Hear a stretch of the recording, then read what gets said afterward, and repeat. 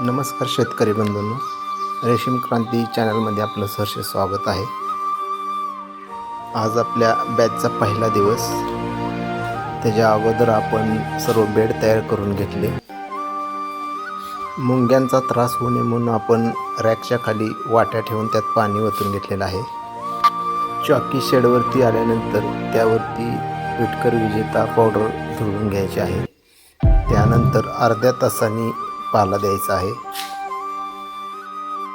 आळ्यांना पाला देऊन झाल्यानंतर त्याच्यावरती जस्ट बेस्ट 1 लिटर पाण्यामध्ये 5 मिली हे प्रमाणाने संपूर्ण पाल्यावरती या छोट्या पंपाने स्प्रे करून घ्यायचा आहे।